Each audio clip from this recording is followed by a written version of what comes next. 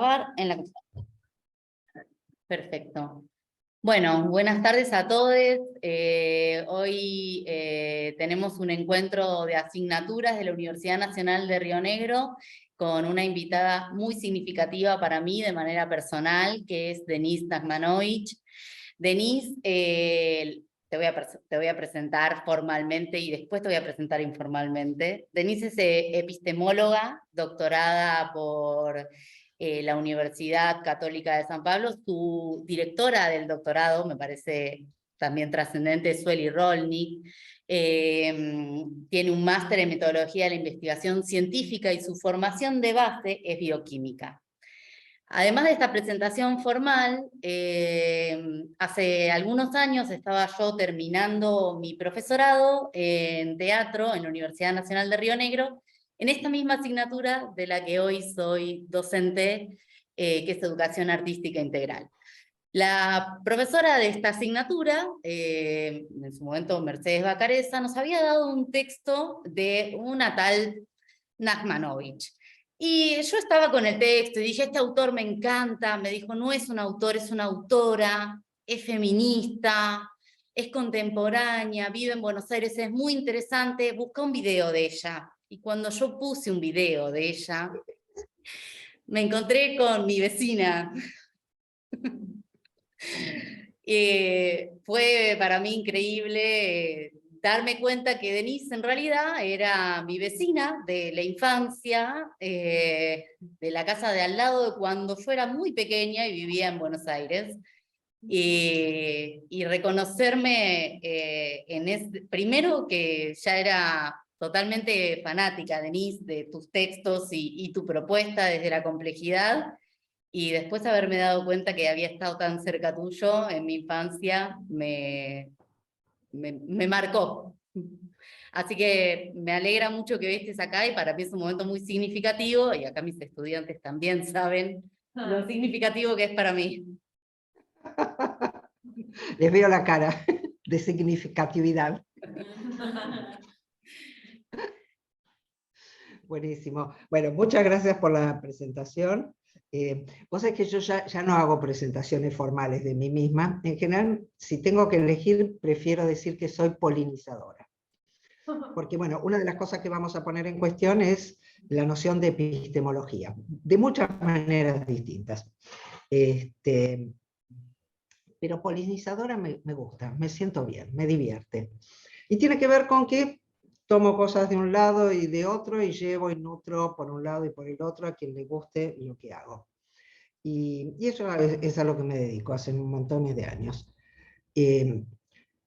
A veces pasa, ahora que dijiste, bueno, feminista y demás, yo al feminismo llegué gracias más bien a vos, a Nat, ¿no? Porque además de ser vecinas, vos te conozco y que naciste propiamente, propiamente, con muy poca diferencia con mi hija Nat, y entonces yo llegué al feminismo gracias a ustedes. Y no voy a dejar de agradecérselo, que también es interesante, ¿no? Distintos tiempos, distintas miradas, cómo uno va logrando. El feminismo también fue cambiando, ¿no? La medida, bueno, yo fui envejeciendo por un lado, no solo cambiando, pero todo lo que fue pasando ahí tiene su interés en el sentido de que unos 20 años, para poner una cifra cualquiera, de feminismo académico, revolucionó la biología, revolucionó la antropología, revolucionó las ciencias sociales, revolucionó la epistemología. Y ahí yo sentí que tenía un lugar que se entramaba mucho con lo que yo venía haciendo y que era feminista sin saberlo y sin asumirlo. De hecho, ahora que te miro, Sofi, me acuerdo cuando fue el primer Ni Una Menos, por supuesto, estuve allí, en todos los demás también, con Nat, y Nat me decía, bueno, ahora vas a venir el 8 de marzo. Le digo, no, el 8 de marzo no sé todavía.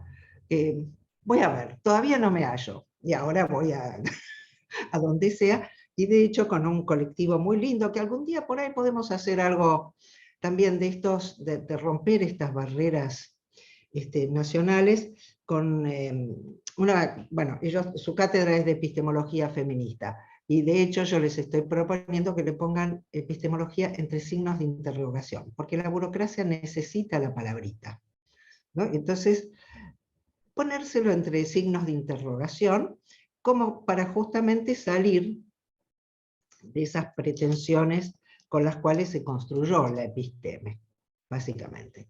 Entonces, bueno, somos poquitos, así que yo quisiera que sea lo más conversado posible, ¿no? El tema que nos junta es súper bonito, que tiene que ver con las redes de cuidadanía, y que esto implica además pensarnos de otra manera. Voy a empezar por el cuestionamiento de la episteme, porque bueno, ya dio con la presentación. Episteme es un término griego, básicamente, que nace en contra. Esto es interesante, las cosas que nacen en contra. ¿Y nace en contra de qué? De lo que ellos llaman opinión. Entonces, ya desde su nacimiento lleva la estética de la guerra argumental, pero guerra al fin. Y esa estética de la guerra es la de la oposición entre un tipo de saber que se supone a sí mismo, y esto es muy importante, se supone a sí mismo, verdadero, fundamentado y creído. Hasta el día de hoy la mayoría de los profesores de epistemología olvidan el se supone a sí mismo. Lo quitan, no está, lo invisibilizan, no se les ocurrió nunca, no es que se olvidaron. Algunos, para mantener la cátedra, lo dejan igual y se callan la boca. Pero sea por lo que fuera, este es un supuesto. Y el enemigo también es un supuesto, de que hay una mera opinión que no está basada en nada y que es cualquier verdura y que se distinguiría de esta episteme. Desde luego que hay cosas que en nuestra experiencia valoramos más que otras. Digo, es muy distinto decir creo que va a llover, que es claramente una opinión, creo que va a llover, que decir el trabajo de los antropólogos forenses dan con una certeza del 90 y pico % la probabilidad de que tal sea hijo de cual. ¿No? Digo, hay una diferencia, pero en esa diferencia no se juega la verdad, se juega una construcción colectiva, se juega una exploración, una indagación, una producción de sentido. Entonces, el primer lugar, entonces, para mí es, hoy le pongo signo de interrogación, porque todavía me parece que no llegó el tiempo de despedirnos totalmente de la epistemología. Entre otras cosas porque hay un montón de cátedras repiolas por el mundo que cuestionan la epistemología en la epistemología. Entre ellas todas las feministas, pero también las decoloniales, las epistemologías del sur, todos los días van proliferando montones de estas cuestiones. Y además, cuando yo defiendo mi tesis de doctorado, una de las jurados, que es muy, muy, muy divina, yo la conocí en esa oportunidad y mantengo relación ya más de 20 y pico de años con ella, me dice, decime, ¿para qué escribiste este libro que se llama El mito de la objetividad, que después se publicó como libro, y seguís hablando de epistemología? Y yo le digo, porque las conversaciones no terminan cuando a mí me da la gana. Es una cuestión colectiva. Y fue muy gracioso porque estaba tomando café, escupió con todo el café sobre la mesa, con una carcajada fenomenal. Bueno, fue fantástico. Pero tiene que ver con esto. Esta es una conversación que todavía está, y todavía muchos, de distintas maneras, diciendo que no, se siguen parapetando detrás de estas palabras, epistemología, ¿no? Es fantástico ver, por ejemplo, a Boaventura Sousa, ¿no? Un pensador muy interesante que inventa la idea de la epistemología del sur, que nos habla del epistemicidio. Esto es algo que con Sofi queríamos traer hoy a las conversaciones, ¿no? La epistemología, todas las epistemologías, se llamen como se llamen, son epistemicidas, porque presuponen que hay un lugar del saber verdadero y fundamentado y los otros no. Entonces van a destruir todo lo que no coincida con ellas. Boaventura hace unas magias increíbles para decir que no y decir que sí, vaya a saber, porque el término prendió. Mucha gente quiere tener la cátedra de epistemología, ahora es obligatoria en casi todas las carreras de ciencias humanas. Es fantástico porque las ciencias duras ni existen, ni metodología, ni epistemología, porque no las necesitan para un pepino. Pero en las otras las pusieron justamente porque es el ámbito de control. La mejor forma de esterilizar un doctorado es poner una cátedra de metodología y ahí ya arruinaste toda la creatividad que pueda crearse en ese espacio. Entonces, creo que es muy importante ir avanzando en esto de... La gente te dice, bueno, si no lo llamás epistemología, fíjense a qué nivel llegamos. Si no lo llamás epistemología, ¿cómo lo llamarías? Ni se les ocurre. Ni se les ocurre. Ya hace 30, 40 años, Edgar Morin propuso algo precioso, conocimiento del conocimiento. No hace falta más.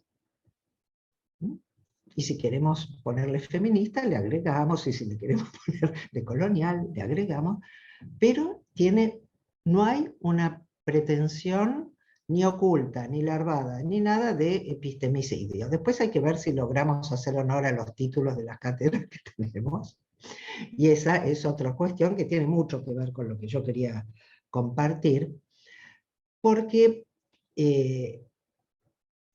uno de los aspectos centrales de las transformaciones, que el término cuidado cada día me gusta más. Me costó mucho llegar a él, ¿no? Siendo una palabra que está todos los días, ¿no? Yo venía muy, muy, muy preocupada por la noción de rigor en la academia, ¿no? Y decía, qué término horrible.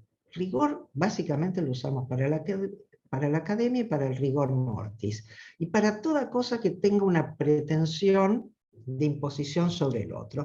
Y efectivamente su etimología, rigor quiere decir rígido, impiadoso. Todo lo feo está en la palabra rigor. Y yo digo, ¿qué otra cosa puedo poner? Y no se me ocurría, no se me ocurría. Entonces inventé en el medio algo que llamaba rigor vital, como que es trabajar bien, pero de una manera vital, pero era medio una contradicción caminando. Anduvo. Hasta que llegué al estudio del cuidado.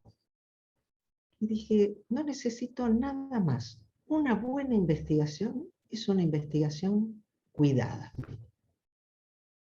El término cuidado tiene todos los elementos necesarios para el aspecto que uno diría que tenía legítimo de la aspiración de trabajar bien, lo dice mucho mejor cuidado que rigor. Cuidado etimológicamente está ligado viene el mismo verbo que pensar. De hecho, María Puig de Belacasa tiene un libro precioso que se llama Pensar con cuidado, ¿no? Todo el feminismo está muy ligado a la propuesta tomada de Virginia Woolf. Virginia Woolf dice, debemos pensar. La mayoría lo toma así, tal cual ella lo dijo. A mí cualquier cosa que venga de la mano del deber no me simpatiza, ¿no? Yo propongo invitarnos a pensar, proponernos pensar, ¿no? Y desde ese lugar, esta etimología donde pensar es un acto de cuidado. Cuidar es un acto de pensamiento. Uno no sabe a priori cuidar, no es una cuestión de aplicar una teoría que ya está allí. Es habitar una situación donde tengo que estar atento, sensible a mí, al otro, presente en la situación. Todo esto tiene el término cuidado. Cuidado con el detalle, cuidado con los matices, ¿no? Cuidado va muy bien con complejidad y además empiezan con C, ¿no? Y yo últimamente venía diciendo, les cuento la historia porque es divertido y somos poquitos, entonces, vale. Digo, para mí ahí, lo que yo llamaba hasta ahora van a ver, le cambié el nombre, el eje del mal, burlándome un poco de Trump y compañía, Bush, etc. Y para mí el eje del mal era objeto, objetivo y objetividad. Piensen que ustedes, me refiero más a la cátedra de Sophie, porque es la que me invitó, pero están todas en el campo de las ciencias humanas. ¿Qué carajo es un objeto en ciencias humanas? Ninguna ciencia humana tiene un objeto. Objeto es lo que construyen para ser rigurosos, para distanciarse y desimplicarse de la práctica del conocer. Pero si no, lo que hay allí son sujetos, eventos, situaciones, ¿no?, entrelazadas, que no necesitan objetivarse en ningún sentido, necesitan explicitarse, que es otra cosa, narrarse, dar cuenta de ellas de la forma que seamos capaces. Entonces, objeto, objetividad, que bueno, si vieron mi libro es el malo malo de la película, porque es la ilusión de la disociación entre el sujeto y el mundo, y la creación del sujeto como objeto, las dos cosas siniestras, y objetivo, de lo cual la gente sospecha menos, y es el peor de todos. Porque el objetivo es la forma en que te capturan para hacerte ir hacia donde quieras, hacia donde quieren ellos, no hacia donde quiera vos, ¿no? Entonces, la vida no tiene objetivos. Fíjense cómo la idea de carrera profesional está completamente ligada a este modelo siniestro de objetivos. La vida se mueve por el deseo. Entonces, y el deseo va mutando en la medida en que vamos desplegando nuestra acción junto con otros, y va desarrollándose. Con el deseo alcanza y sobra para hacer sin necesidad de tener objetivos. ¿Quiere decir que uno no se imagina querer algo? Sí que se imagina querer algo, pero no pone eso por sobre todo lo que hay. ¿Cómo funciona el objetivo en una clase? Tenés que cumplir, tenés que terminar el programa. Si entendieron algo, bien, y si no entendieron nada, que se jodan. Generalmente, más que se jodan, dicen después que son burros. A mí me han llegado a decir de los alumnos que son monos, parlantes. Bueno, las cosas que dicen los colegas son francamente a veces horrorosas, pero finalmente no se trata. Borges tenía, por ejemplo, para el término de la educación, que también nos convoca, ¿no? Borges decía, enseñar es compartir un amor. Y ahí tenemos una definición desde el deseo. Y estamos seguros que las clases de Borges fueron cuidadosísimas. Porque para quien nos gusta, dar una clase es una oportunidad para seguir pensando, para poner lo que pensamos en juego con otros, para preparar cosas nuevas. Ahora sí, cuando tenés objetivos, está todo tabulado, tenés que repetir lo mismo durante 500 años y quedás preso en la jaula que te creaste y odiando a los demás. Entonces, esta cuestión es clave. El sujeto de la educación es un objeto, básicamente. Es un objeto tabulado que debe rendir tales y cuales cosas. Desde la perspectiva de la cuidadanía no hay objetos, porque lo primero que empezamos a pensar, y esto en mi vida viene de muchos lugares, viene desde Edgar Morin, el pensamiento de la complejidad, que me permitió concebir la naturaleza de una manera completamente distinta a la de la ciencia clásica, como algo dinámico, vital, etc. Viene también del feminismo, que ha hecho uno de los mejores trabajos para revitalizar la idea de naturaleza, que es central, que lejos de ser lo dado y lo obligado, pasa a ser lo que nos produce y genera en un devenir sin objetivo, sin final y demás. Entonces, el trabajo feminista sobre la naturaleza es fundamental, porque de hecho las metáforas, y acá vemos como el arte, la ciencia, la filosofía siempre estuvieron entrelazadas, ¿no? El mismo modelo newtoniano en la década del siglo XVII, digamos, lo tenemos tanto a Shakespeare haciendo La fierecilla domada como a Newton. Y si uno relaciona a Shakespeare y a Newton, se da una cuestión muy interesante, y es que el objetivo de la ciencia newtoniana es justamente domar a esa naturaleza, domesticarla, encuadrarla, encasillarla, tipificarla, esterilizarla. Y si de ahí nos vamos a Rita Segato, una de las cosas que más me gusta del trabajo de Rita, es cuando ella plantea la crueldad, y la noción de rigor es una noción cruel, y es bueno darse cuenta.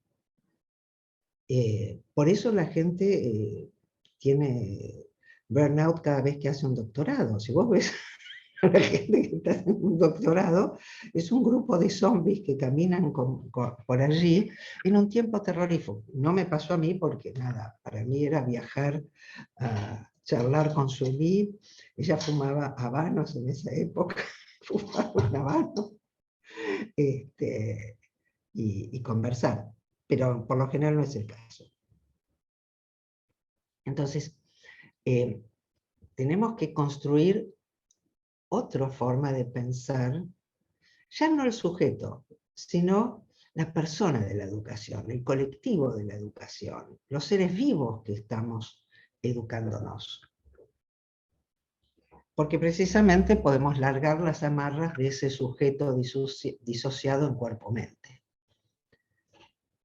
Que esto es otra de las cuestiones de la noción de cuidado, ¿no? Al estar la noción de cuidado muy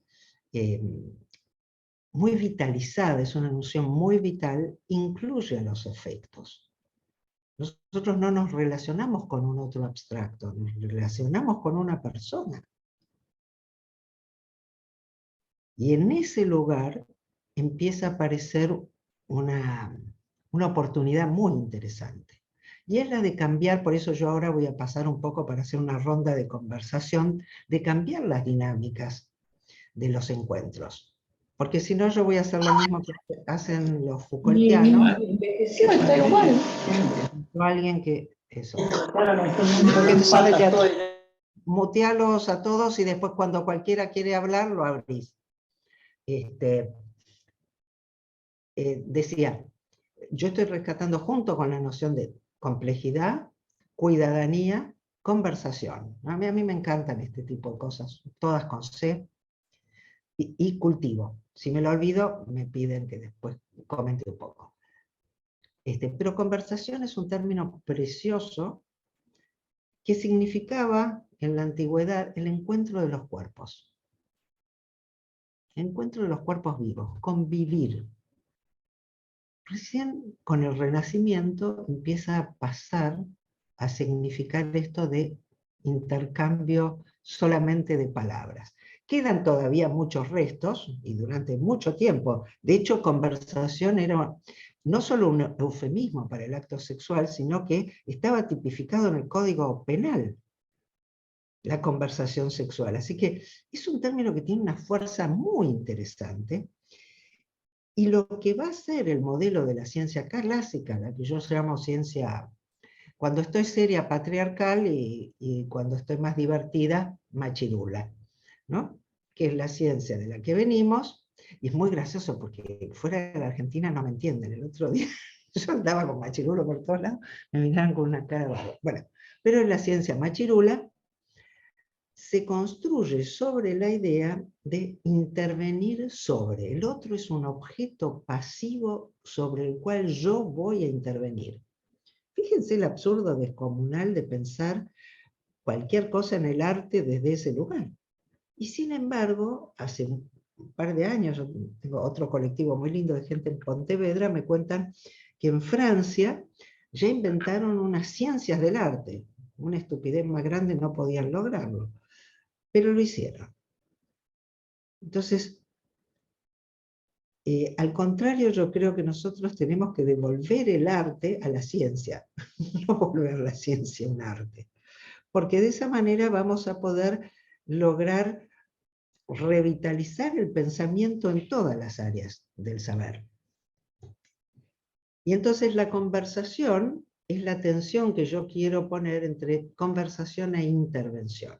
La clase magistral es un modelo de intervención, y uno de los absurdos de nuestra cultura hace que todos los Foucaultianos den clases panópticas criticando al panóptico. Y como no quiero hacer eso, los invito a hacer una ronda de traigan lo que quieran ir trayendo y vamos conversando. Que empiece el que quiera empezar, pueda. ¿Quieren empezar?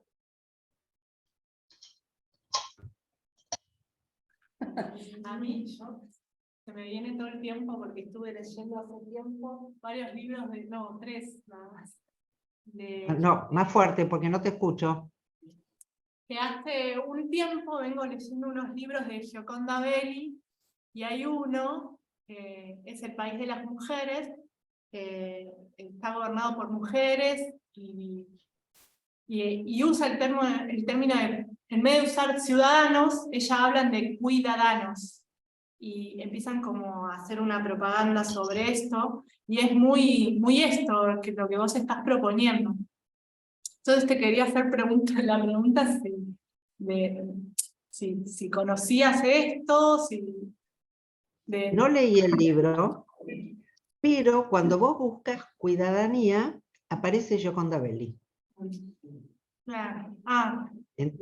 Entonces, para empezar es bien interesante, muchas cosas surgen de tu pregunta.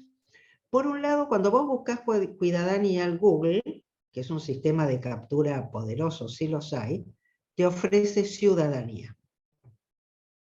Vos tenés que lograr sostenerte en la cuidadanía. Luego, efectivamente, no sabía que era esta. ¿Cómo se llama el libro? Porque la escuché a ella, pero no dijo el nombre del libro. El país de las país? mujeres. El país de las mujeres. Sí. Sí. El término cuidadanía podemos utilizarlo para pensar también estas otras formas de construcción colectiva. Surgió en varios lugares, también está en inglés, que es muy gracioso porque yo ni me la esperaba, y en inglés es citizenship, ¿no?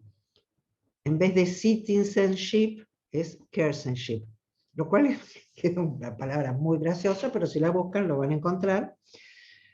En mí tuvo mucha influencia el colectivo de mujeres feministas españolas, que empezaron a trabajar con estas ideas. Con algunas coincido muchísimo y con otras no coincido nada, porque es muy común, sobre todo en España. España es un país que ha sido muy atravesado por el rigor, para su desgracia, y entonces hay muchos que han tomado la palabra cuidadanía para meterlo dentro del modelo de derecho, es decir, para esterilizarlo. La cuidadanía no puede subsumirse en ningún modelo estatal de derecho. Cuidadanía es un término de la vida, es un término de todas, por eso cuando a mí me preguntan si es mío, le digo, no es mío, yo lo conocí así, que es leyendo un texto que me encantó, donde cuentan ellas que se equivocó el tipo que iba a hacer una placa, en vez de poner ciudadanía, puso cuidadanía, y ellas que estaban muy necesitando ese término, dijeron, es esto, y lo tomaron, y a partir de allí tienen unos trabajos fantásticos. Entonces, la idea de cuidadanía tiene que ver con algo que siempre estuvo allí, porque si la vida se sostiene por el cuidado, aún en el patriarcado. No pueden aplastar el cuidado, lo que hacen es regimentarlo, desvalorizarlo, deslegitimarlo, controlarlo, pero no pueden eliminar el cuidado, como no pueden eliminar la reproducción. Está Karina que quería decir algo. Sí, a ver si te puedo activar el micrófono, Karina. Si no, puede activarlo ella. Sí, creo que podés activar vos tu micrófono.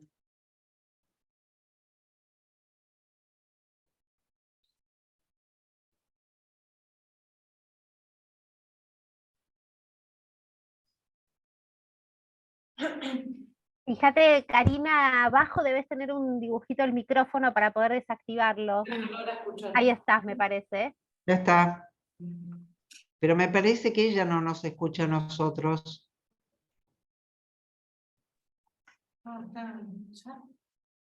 Ahora de vuelta se muteó. Que ponga lo que quiera decir en el chat. Vamos por decírselo. Sí, Karina, si querés lo escribís en el chat y lo leemos. Pero creo que no escucha. Ah, o sea, lo tenemos que escribir en el chat.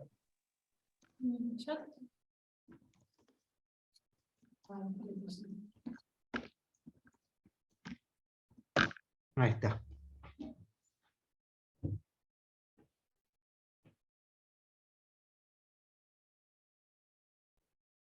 Sí, puesto vos derecho de reactivar, capaz que ahí pasó que no puedo escuchar. No, el resto me escucha, ¿no? Se escucha bien. Sí, perfectamente. Sí, se yo está los escuchando bien.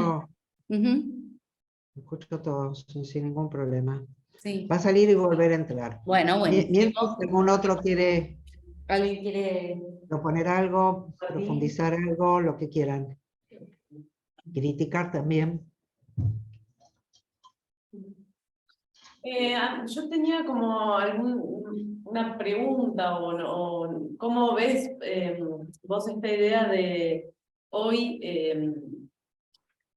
No sé bien qué teórico habla de la posverdad, ¿no? Como que no podemos ser objetivos como con nada, ¿no? Y un poco es lo que vos proponés, que como que no hay una verdad. ¿Vos qué pensás sobre eso?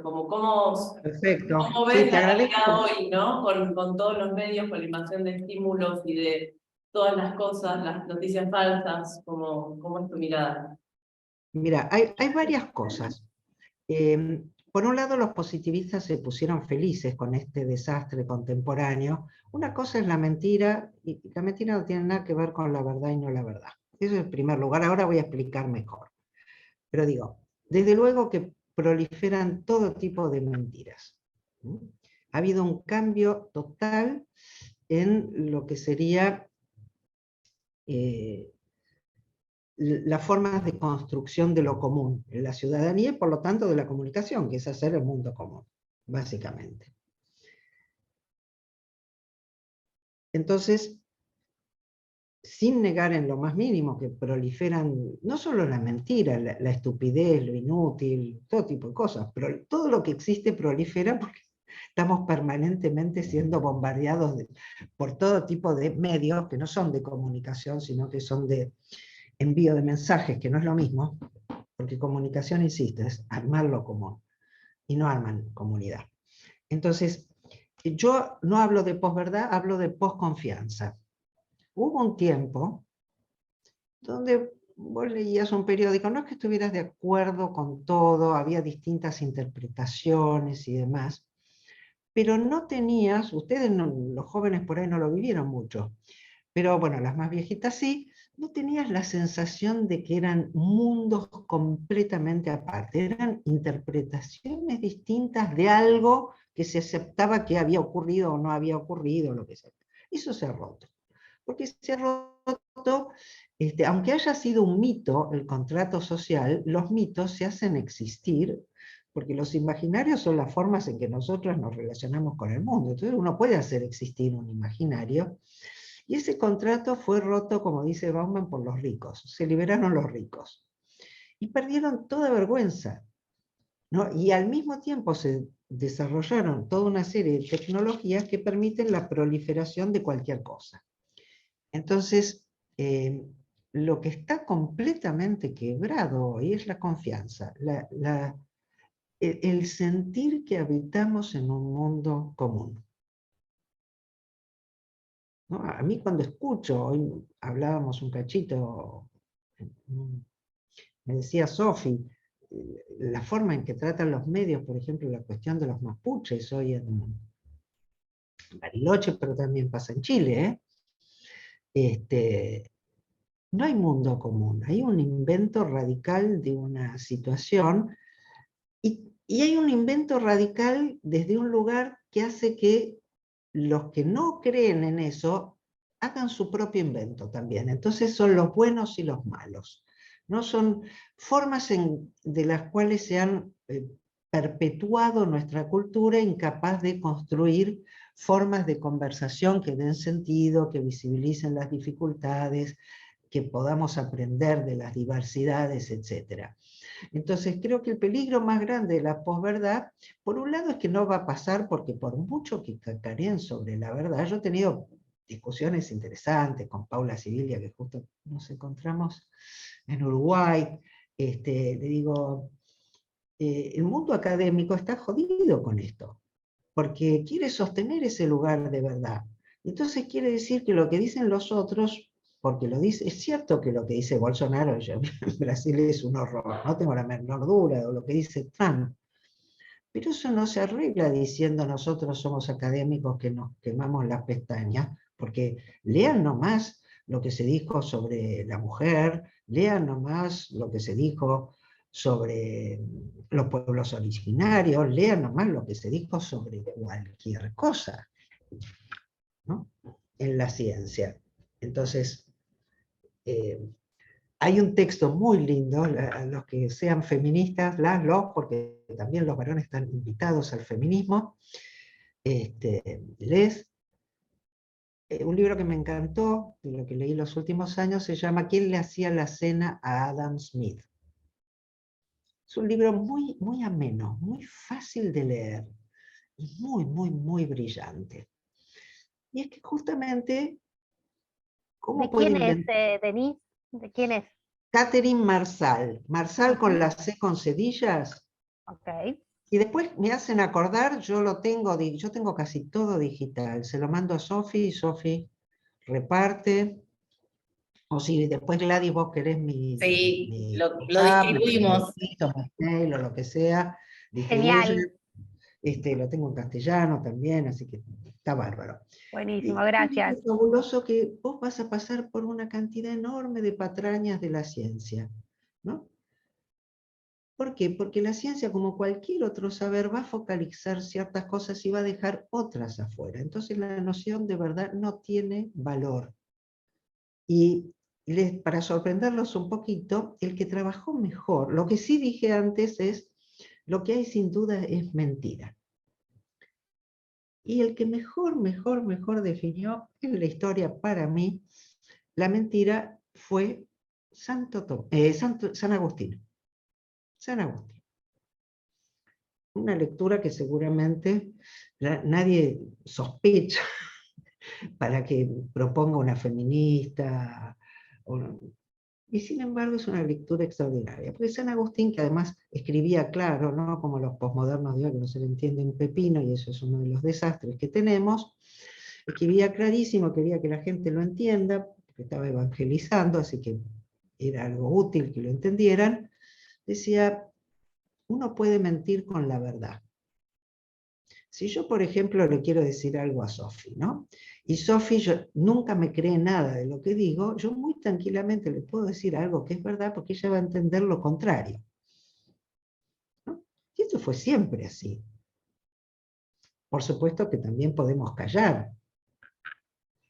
Entonces lo que trae San Agustín, y que el positivismo nunca vio y no va a poder ver, porque metodológicamente no puede hacerlo, es que la mentira no es una cuestión de verdad o falsedad, no pertenece al dominio de la lógica ni al dominio de lo que solemos llamar hechos, sea lo que fuere lo que eso significa, ¿no? La mentira es el deseo de engañar al otro.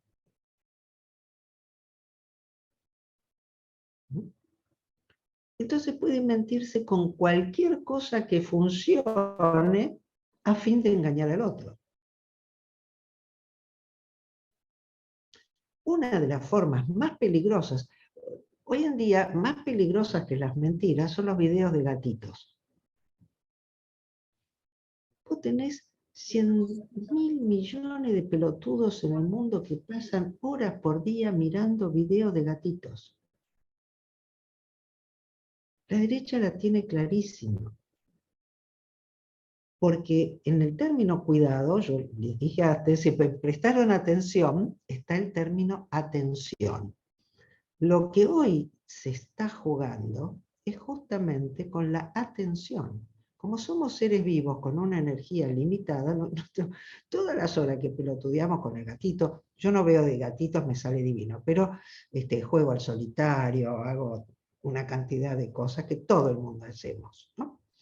Hasta el punto que estamos con muchas dificultades de encontrar ese espacio-tiempo vital de la conversación con uno mismo y con los otros. Conversación con uno mismo, que se llama pensar, básicamente, eso es lo que es pensar, y con los otros, que también son parte indispensable del pensar. Porque estamos totalmente distraídos con todo esto. Entonces, en muchos sentidos, es muchísimo peor. Muchas de las formas es, una de las investigaciones que estoy leyendo sobre estos temas, decía que lograron que en un pueblo donde nunca hubo ningún inmigrante, en Inglaterra cuando fue lo del Brexit, una de las cosas que decían para votar a favor del Brexit era para evitar más o menos inmigración. La verdad que la más o menos inmigración no tiene nada que ver con el Brexit. Pero lograron meterlo y lograron convencer a gente que nunca tuvo un inmigrante ni problemas con ningún inmigrante para que votara en contra diciendo que iba a ser Inglaterra invadida por los turcos, ¿no? Y estas cosas son creídas porque no hay espacio-tiempo para pensar.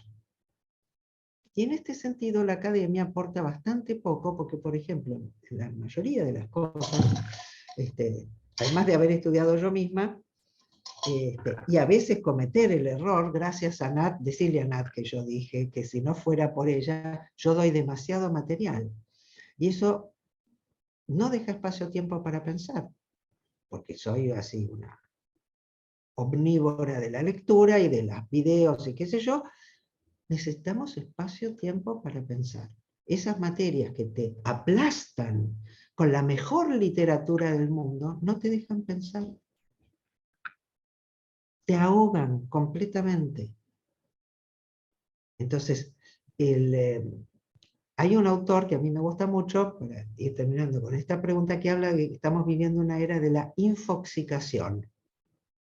Estamos intoxicados y nuestras energías vitales están totalmente cautivas en el consumo de todo tipo, porque no son solo las noticias. Yo hablo el WhatsApp, que lo tengo silenciado, obviamente, porque podría vivir, pero abro el WhatsApp cuando quiero ir a ver la temperatura.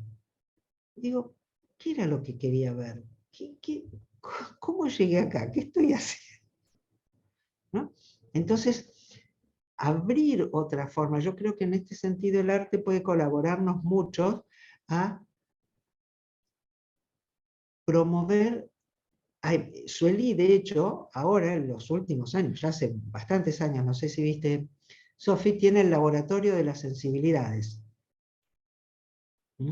Tenemos que trabajar con nuestra sensibilidad, con nuestra potencia de ser afectado, ¿no? El alumno no es un recipiente de discursos, es un ser vivo pensante.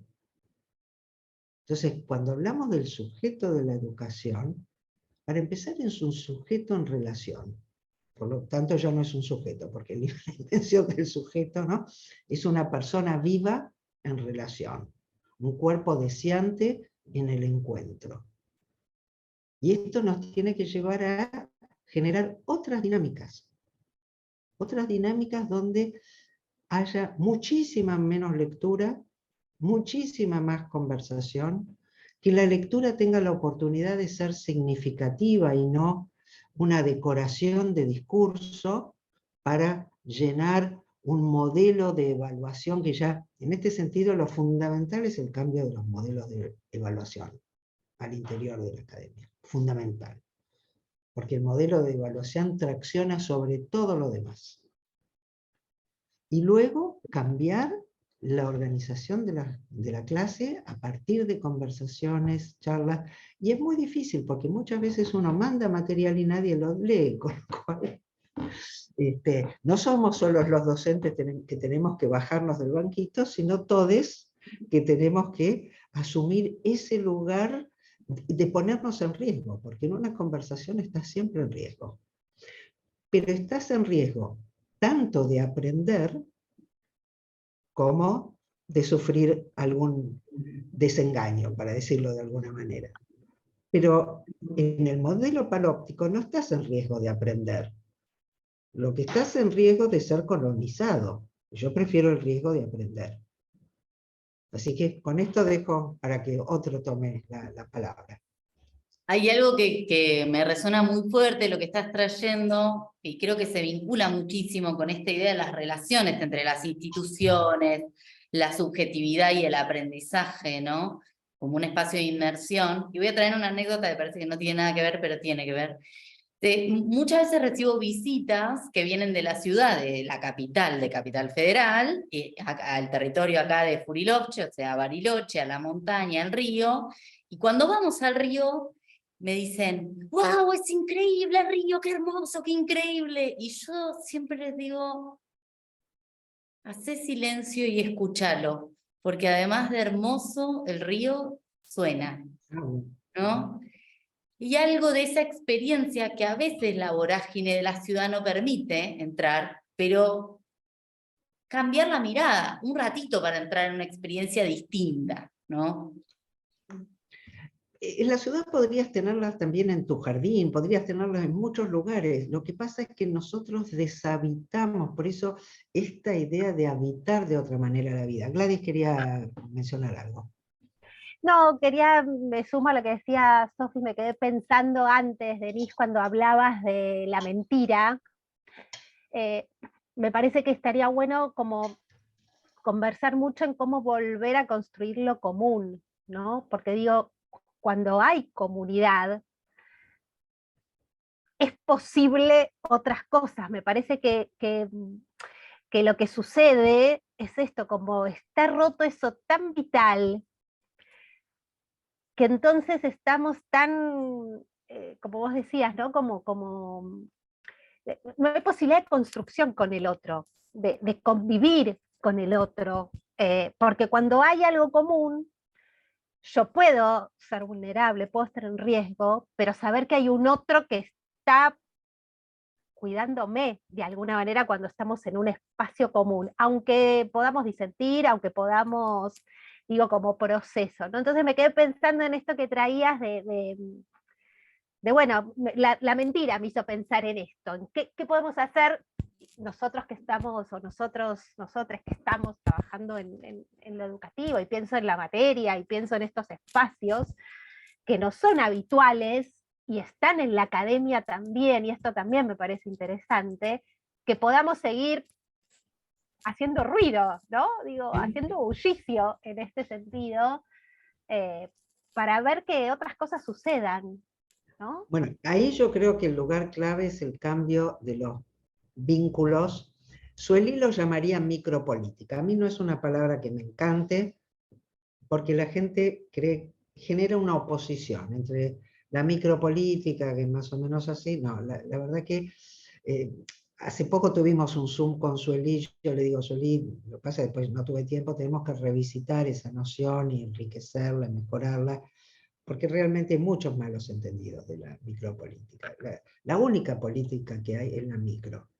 Lo que se llama macropolítica es un emergente de todo lo que hacemos en todos los días, en todos lados. Entonces, por eso yo insisto en este tipo de ejemplos del profesor Foucaultiano con modelo panóptico.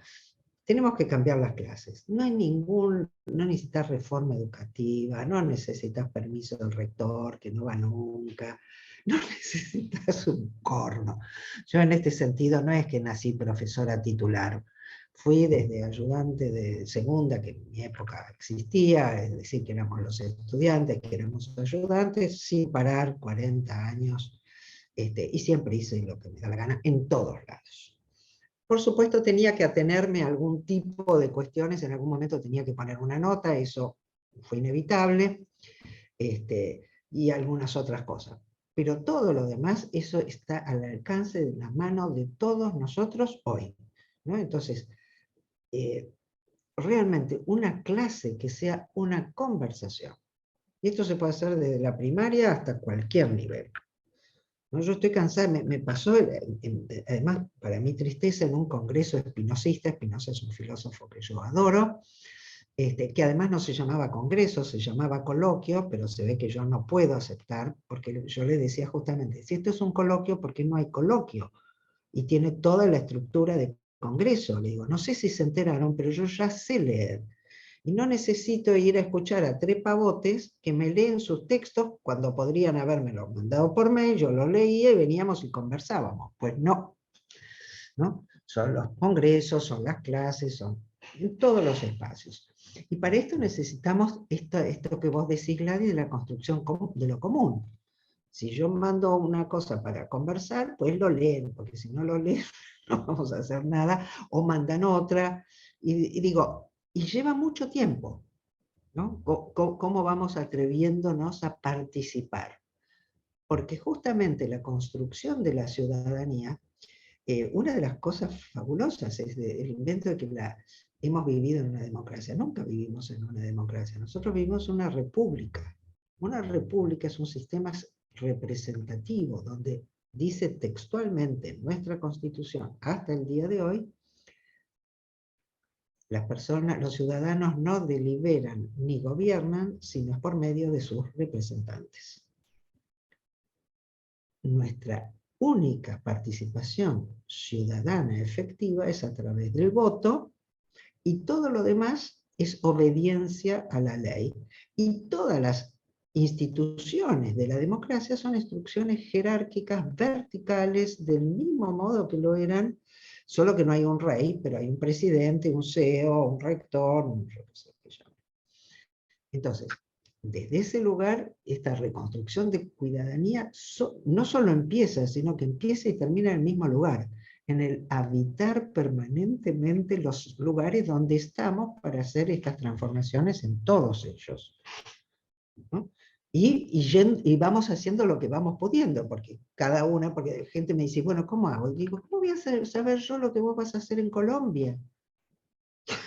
Digo, por ejemplo, en una universidad privada, me decían que yo no podía tomarle examen a los alumnos que no habían pagado. Y me daban las actas donde decía, no sé qué señal, porque nunca la miré, quiénes habían pagado y quiénes no. Y yo le tomaba examen a todos los alumnos y salía corriendo y tiraba las actas en la mesa de entrada. 10 años.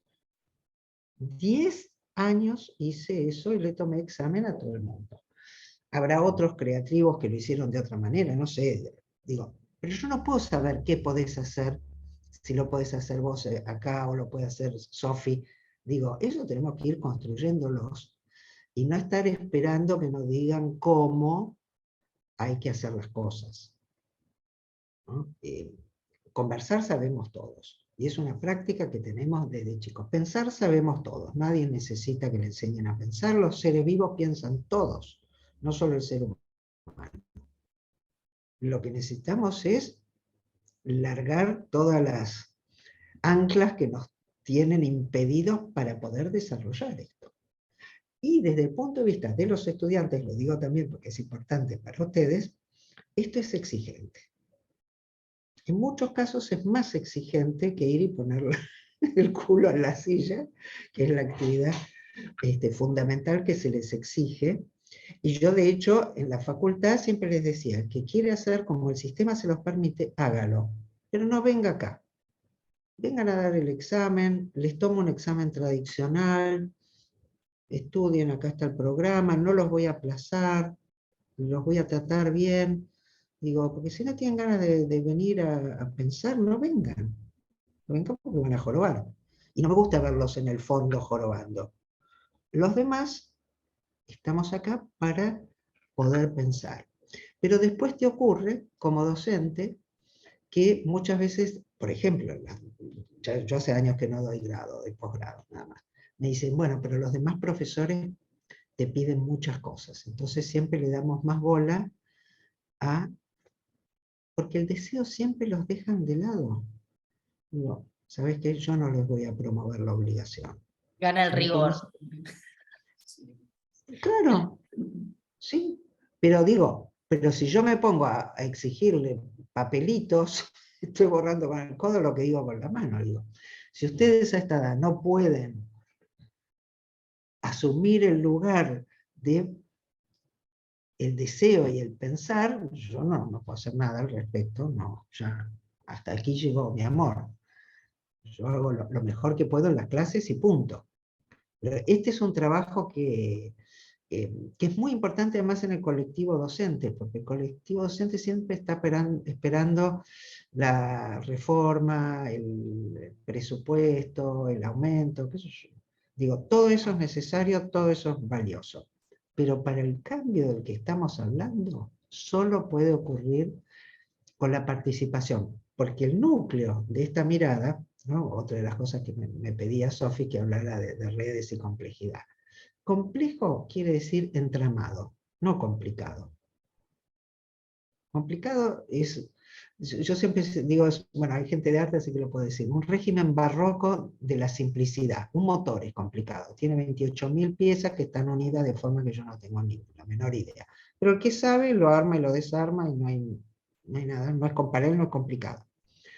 Compleja es una célula, complejo es un ser vivo, complejo es la naturaleza toda, donde el motor está y siempre nos da sorpresas también. Porque en términos estrictos todo es complejo, incluso lo mecánico. Pero el lugar clave es el entramado. En ese entramado te invita a pensarnos no como individuos, ni como sujetos, sino como seres vivos que están entrecambiando con otros seres vivos todo el tiempo. Entonces ahí la cuestión es cómo ser parte. Mientras el modelo mecanicista de la ciencia Machirú, la cuestión es cómo manipular, ¿no? Recuerden de Bacon, saber es poder, pero ese poder de Bacon es poder sobre el otro. En cambio, la complejidad de la que estamos hablando, la cuidadanía, es la de la composición de las potencias, que es el poder que surge del encuentro vivo y no el aplastamiento del otro.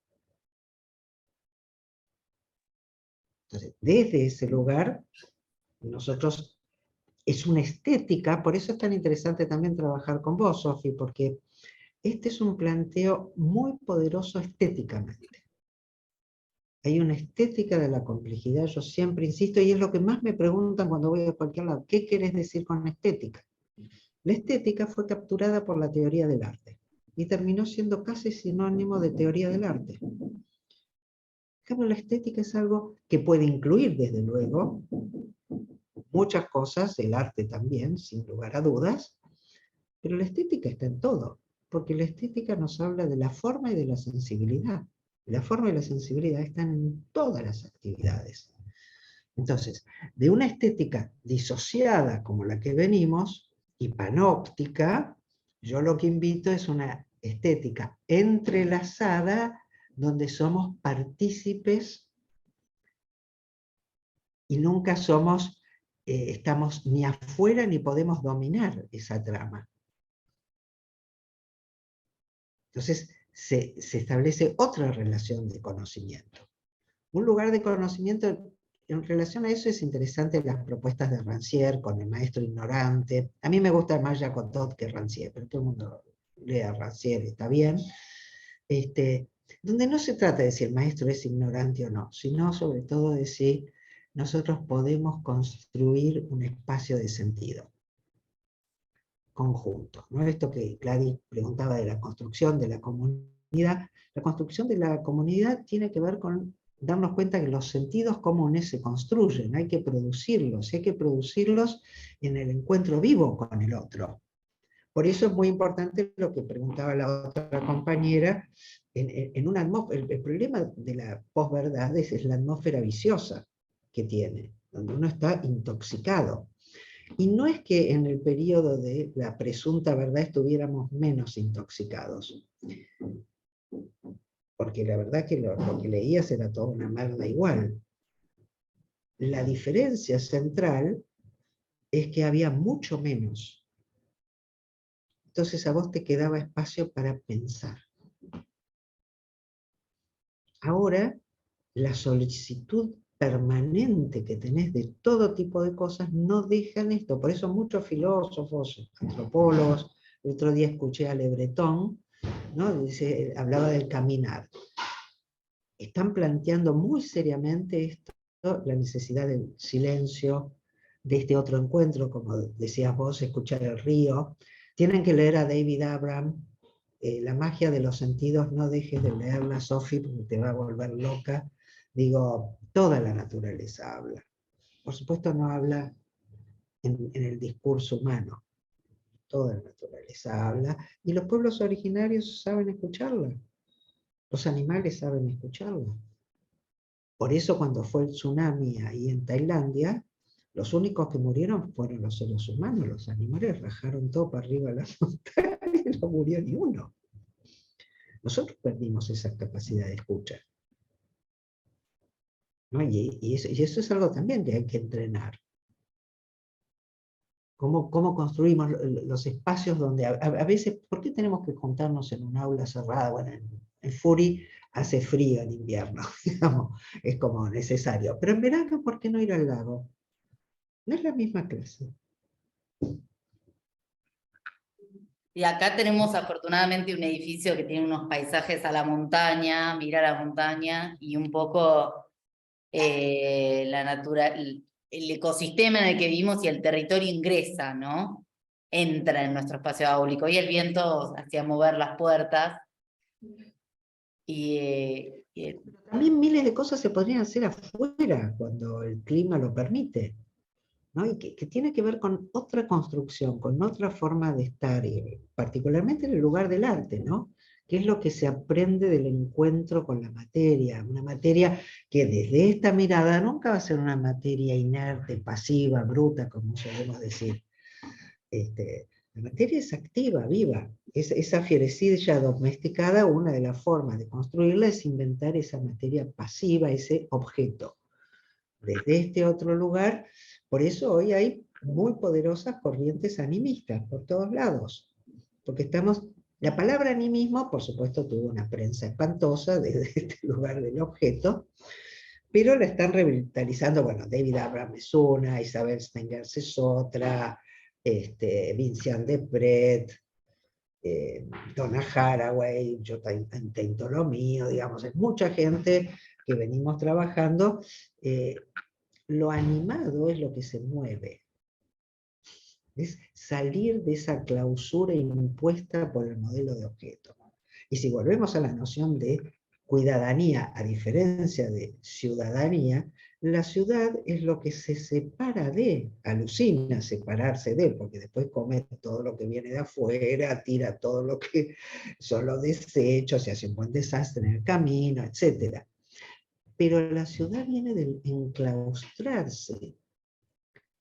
Entonces, esta noción de ciudadanía es una noción que va siempre ligada al imaginario del claustro universitario, del claustro religioso, del claustro de la fábrica, del claustro de la ciudad, que es una alucinación, porque insisto, toda ciudad es parte de la naturaleza. Lo que pasa es que para hacer emprendimientos inmobiliarios tienen que inventar la idea de un espacio vacío, pero no existe en la naturaleza, no hay ningún espacio vacío. Puede haber lugares no construidos por el hombre o por los castores o por quien fuera o por los horneros, porque no es el único que construye, pero espacios vacíos no hay. Bueno, nos queda como para una preguntita más. Sí. Acá y por ahí le podemos preguntar a Karina también que volvió, si después si nos escucha y quiere hacer, si les parece. Sí, por supuesto. ¿Juan? No, yo iba a hacer no iba a hacer una pregunta, iba a hacer una reflexión, pero creo que ver como la cuidadanía como un modelo de contrahegemonía al sistema actual, y también incluyendo como a las distintas voces y a los distintos grupos que hay en una sociedad y las distintas maneras de comunicarse que tiene cada grupo, pues muchas veces se valora más el registro escrito que otros tipos de registro, entonces valorar las distintas formas de comunicar, de decir, y eso. Me encanta lo que decís. Coincido totalmente y te agrego otra cosa. Yo no diría que es un modelo, porque los modelos son siempre cerrados, enclaustrados. Para mí es una ética y es una estética. Si quieren es una política también, desde luego. Pero no es un modelo, porque no tengo ningún modelo. Una de las características interesantes dije cultivo, me queda cultivo y un poquito más de conversación, ¿no? Digo, uno cultiva la conversación. Yo no tengo ningún objetivo cuando converso. ¿No? Vine acá porque la quiero a Sofi, me invitó, me daba ganas de hacer lo que íbamos a hacer, y entonces estoy. No tengo ningún objetivo. Quiero compartir las cosas que me interesan y pensarlas con otros, punto. Alguien te dice, pero eso es un objetivo. en el caso de ser un objetivo, es un objetivo, en filosofía se habla de inmanente. Es decir, no es un algo exterior e independiente de la conversación que yo ya sé antes. Yo no sé lo que voy a hacer. No sé lo que va a pasar cuando va a conversar. Hay una apertura radical al aprendizaje, al pensamiento y al otro, ¿no? Y de eso trata la cuidadanía. Por eso no puede ser ningún modelo y por eso siempre puede practicarse en cualquier lado, incluso en un campo de concentración. Un texto maravilloso que yo leí, Milena se llama. Milena es esa mujer que hizo famoso Kafka con sus cartas a Milena. Pero Milena existió, era una novia, digamos, de Kafka, y la llevaron a un campo de concentración, donde formó una amistad maravillosa con Margaret Buber-Neumann. Y Margaret sobrevivió, Milena no, y Margaret escribió su experiencia del campo, su experiencia de las conversaciones con Milena, de lo que iban construyendo, porque mientras estás vivo, y seguís conversando.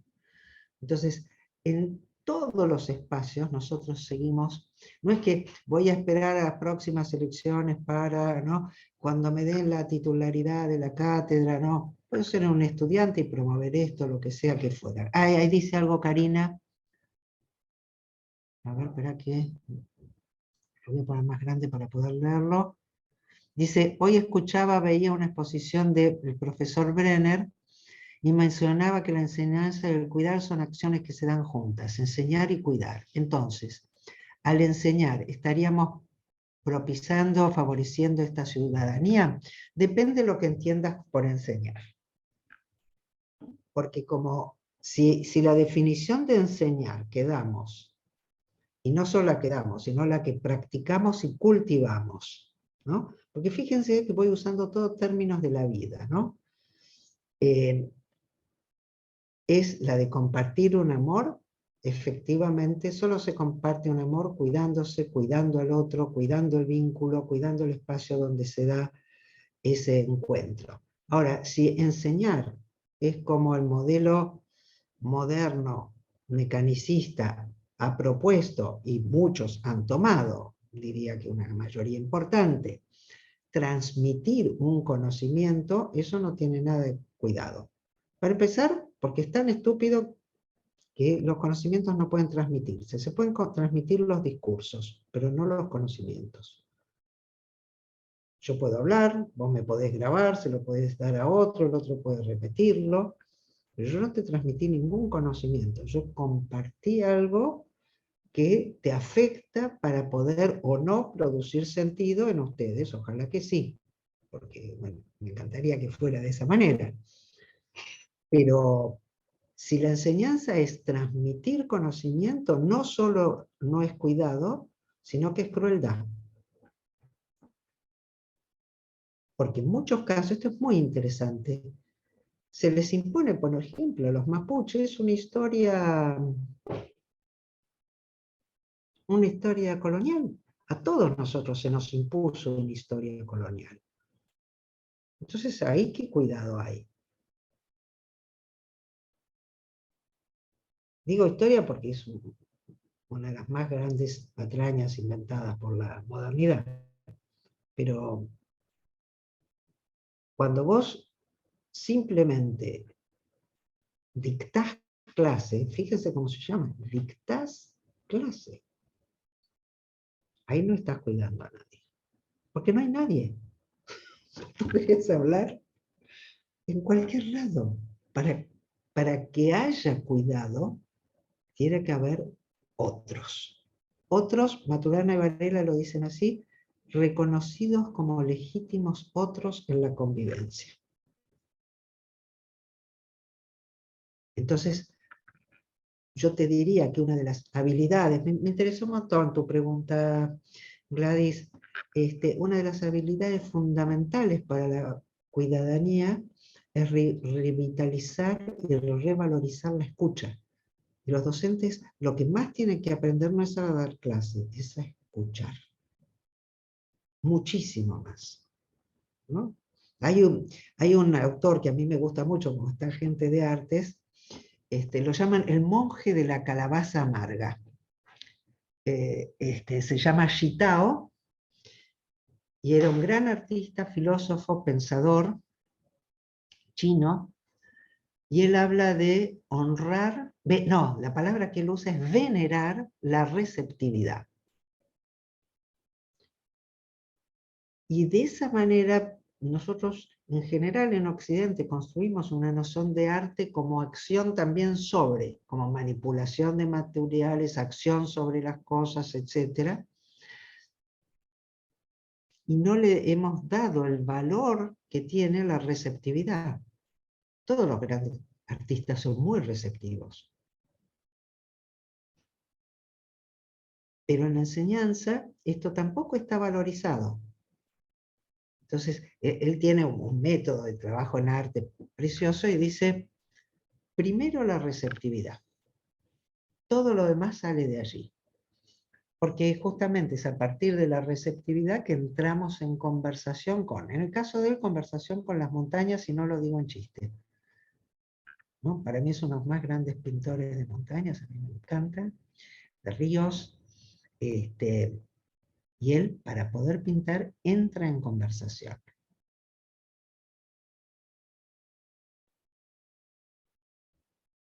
Por eso me parece muy importante en realidad yo ni siquiera lo llamaría enseñar. Yo no creo que enseñe, yo comparto, acompaño, a veces sostengo. Pero enseñar no enseño porque no se puede enseñar, porque el aprendizaje es la actividad del otro. Uno puede acompañarla, aportar nutrientes, sugerir cosas. Por eso es interesante esa idea muy provocativa de la que se habla mucho, el maestro ignorante, pero se practica poco. Y en ese sentido es muy importante el trabajo con los estudiantes para empezar a atrevernos a hacer esta vida participativa, este aprendizaje activo. Porque todo está construido para tener miedo de hacer una pregunta. Digo, uno llega a la universidad después de no sé cuántos años, que cada vez que hiciste una pregunta te tiran un palo, tus compañeros, el profesor, porque no son solo el profe, digo, donde al estudiante se lo castiga dándole de estudiar. Es una cosa psicótica. Pero esa cosa psicótica es la norma de nuestro sistema educativo. Entonces, ahí tenemos que abrir esta posibilidad de estar experimentando y construir la clase colaborativamente en función de lo que nos va pasando.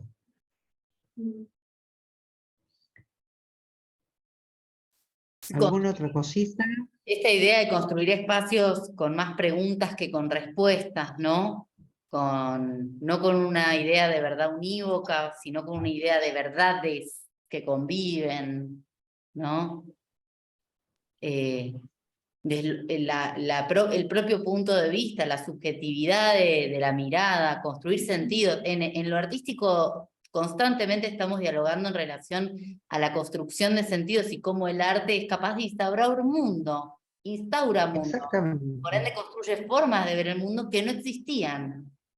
Exactamente. Y instaurar es un término precioso. No sé si estuviste leyendo a Suriao, no sé cómo se pronuncia, es muy, muy bello, y es para el arte, y todas las actividades tienen arte, ¿no? Una clase, una buena clase es artística. Eso iba a decir, lo educativo también, ¿no? Todo. Te instaura un mundo.